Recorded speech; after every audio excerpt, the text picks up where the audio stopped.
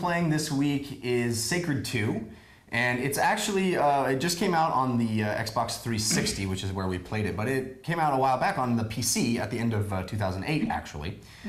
To some disappointment from people. I didn't play it at the time, but I heard that it had a lot of bugs. So they delayed the console release and hopefully worked on a lot of the bugs, and it just is coming out now for 360. And it is a isometric role-playing game, so it's kind of like Diablo, but really more of a throwback to even older games like my #1 favorite game of all time, Ultima 7. So it's a giant, massive world. In fact, I put in about 30 hours and I've seen about 20% of the game. Yeah. So this is an enormous game. I was reading the manual and it says that the level cap is 200. Yeah. Yeah. Wow. Sit on that, chili. Yeah. So we put in some time on it, but it certainly, there's a lot of things we didn't see. But it is it's a Diablo-like kill the monster, they explode a bunch of loot, get that loot, very satisfying. level up. But there's also a lot more of a world here than you would probably find in Diablo. There is more. It's not random. It is a very fleshed out with different provinces and lots of castles and hundreds and hundreds and hundreds of quests.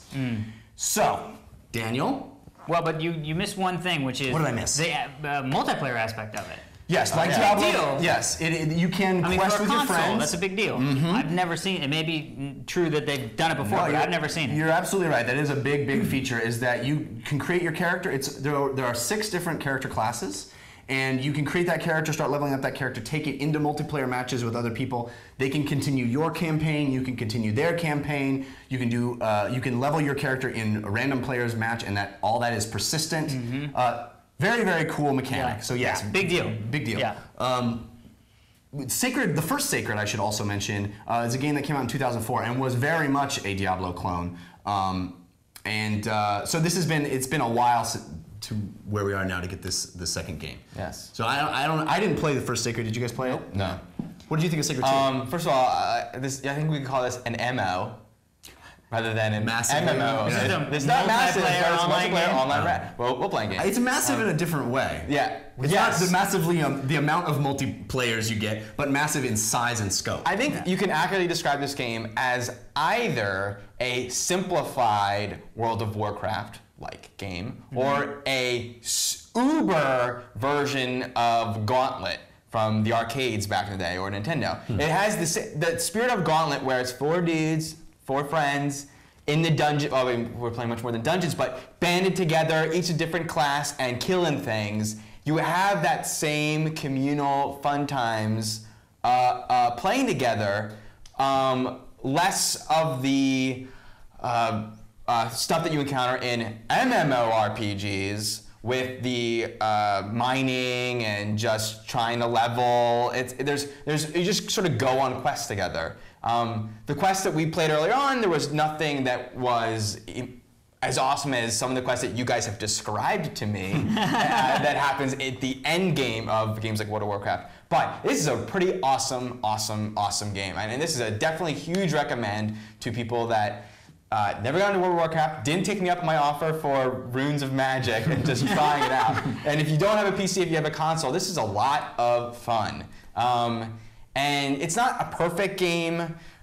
Some of the graphics aren't spectacular. The camera really kind of bugged me that you couldn't, you can zoom down and see your character, and you kind of tilt forward. It doesn't just down, it tilt a little bit forward, but not enough to actually see what's there, and I really want to experience the game and seeing all the great graphics and me battling, but you can't. You have to play it from very far back in order to actually play. I think it has something to do with the fact that the ceiling is never rendered, the sky. Right. So you can never get a camera view that. Yeah. But it is a lot of fun, and that's what you think about that? That's what I think about that. Alex, what do you think about that? 12:30 last night, or? I played for a little bit longer even. I was up till 3 playing. Yeah. Damn it. Means you leveled more than me. Yeah. Damn it. So interesting game for me to be playing, because obviously I'm a huge World of Warcraft fan, big MMO fan. tried and tried to get into. Fable was the closest thing that I could do to get into an RPG. But even then, there was still that I want my buddies to go, wow, I can't believe that your fireball does that. Yeah, isn't that awesome? I made it happen. Yeah. I watched my wave of fire. There's something that always was lacking in things. And even top-notch RPGs like Oblivion. I went over to my buddy Liam's house, and we played the crap out of Oblivion, passing the controller back and forth, and it was epic because I got to share the experience of these crazy things happening. But I had bought Oblivion myself and returned it because I was like, this isn't fun. There's nothing, I'm not having fun. I'm sitting here by myself, and it's just not fun. So this solves a lot of things. Now, this is definitely not Oblivion. It is definitely not Oblivion. It's a good RPG.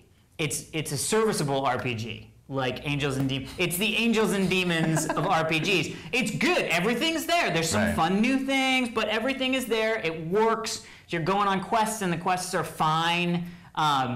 But where this game really shines, and where I think if you have any interest in this game, you should go out, especially if you have an Xbox and you have a bunch of Xbox Live friends, go out and do this, is having your friends in your game, leveling with your friends. The satisfaction of seeing those guys ding was very close to the satisfaction of seeing this guy ding. And that is really hard to capture in a console game. Ding again! I know, it was amazing. So I had a blast, and I think it was fun. I agree. I really enjoy the game, and it's interesting that you brought up Oblivion. Oblivion is one of my favorite games of the last 10 years, and it doesn't have the level of writing and immersion that Oblivion has, where you really feel like this is a living, breathing world. But the breadth and scope of the world in Sacred 2 is enough to keep me going. There's always something new and interesting to find. There are tons of little surprises here and there, and wandering off the path will almost always yield something interesting to find.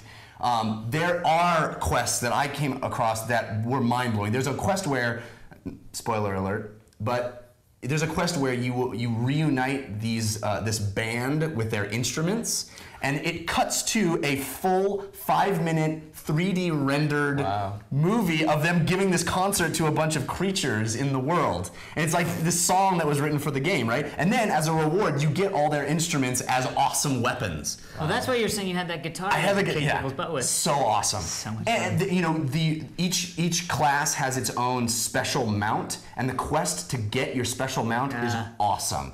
I started that, but there are tons of little things to find and so much to explore. Yeah. That is my jam. That is the reason I play video games. I love exploring worlds that have been crafted by being artists. able to get in there and do that with your friends as well is like icing on the cake of goodness. I completely agree. I think there's a lot of depth to it too. Huge. There's a lot of the leveling system is very interesting. There's a lot of things to level. There's a lot of things how to be you thinking get about. skills where you actually collect skills as loot. Yeah. Mind blowing. Trade those for Once things you that get you into want. the trade thing, when you guys get it, I'm gonna number one just FYI for you is when you get a rune that works for you, don't just learn it, because that's what I was doing. I was like, oh cool, learn. Yeah. No, that's like makes your fireball better. Just you'll understand. I do need to say though, as we're kind of heaping praise on this game, it still does have some bugs. Yeah. I will also say that none of those bugs were game ending for me. None of them were frustrated throwing my controller. There were times, they were all minor inconveniences. It was like a little bit, oh, I haven't returned a quest, and then you go to the door and you're like, oh no, wait, that's the one that just hasn't gone Or when off I teleported in a weird, like on the ocean, and then if I just moved my thing, it like popped me back onto the land. Right. Which is unfortunate that it's not a perfect game, but just a minor Takes you out of the device. experience, but not by any stretch. It's a really cool game, and I don't know if many people have it on their radar.